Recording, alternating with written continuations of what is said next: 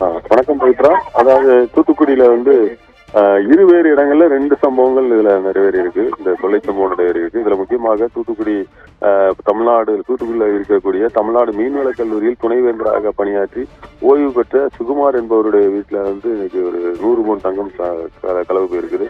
இவர் கடந்த 10ஆம் தேதி சென்னைக்கு தன்னோட குடும்பத்துடன் சென்றுள்ளார். இந்த நிலையில் இவரது வீட்டில் அதாவது தூத்துக்குடி சிலோன் காலனியில உள்ள வீட்டுல கொள்ளை போயிருக்கு. இந்த தூத்துக்குடி சிலோன் காலனியை சேர்ந்த அமுதா என்பவர் தான் வீட்டு வேலைகளை பார்த்து வருகிறார். இவர் இந்த காலையில அவர் வீட்டை திறக்க வந்திருக்கிறாரு. வந்தபோது வீட்டின் கதவுகள் உடைக்கப்பட்டிருப்பதை கண்டு அதிர்ச்சி அடைந்து இவர் அந்த ஓனர் சிவகுமார் அவருக்கு தகவல் தெரிவித்துள்ளார்.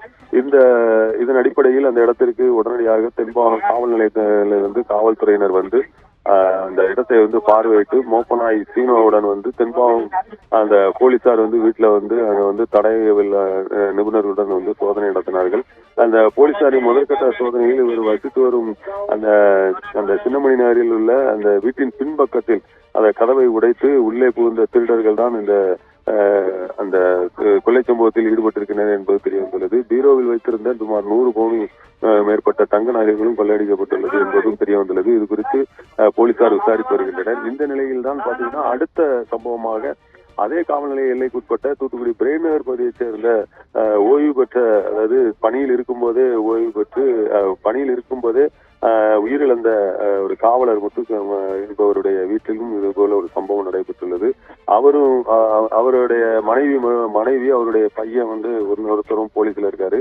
அந்த உதவி ஆய்வாளர் மாடிமுத்துங்கிறவருடைய மனைவியோட அந்த பையன் ஒருத்தரும் காவல்துறையில வேலை பார்க்கிறாரு. அவரும் எல்லாரும் அங்க இருக்கும்போதுதான் அந்த வீட்டுல இருக்கிறாங்க. அவங்க நேற்று கோயில் கொடைக்காக அவங்க வெளியூர் சென்றிருக்கும் போது அவங்க வீட்டையும் குறிபார்த்து அவங்க வீட்லயும் இந்த கொள்ளை சம்பவம் நடந்திருக்குது. இப்போ இது 2 சம்பவங்களையும் தென்பாகம் காவல் நிலையத்துல காவல்துறையினர் வழக்கு பதிவு செய்து விசாரணை மேற்கொண்டு வருகின்றனர். கூடுதல் விவரங்களுக்கு நன்றி ராஜா சாலமன்.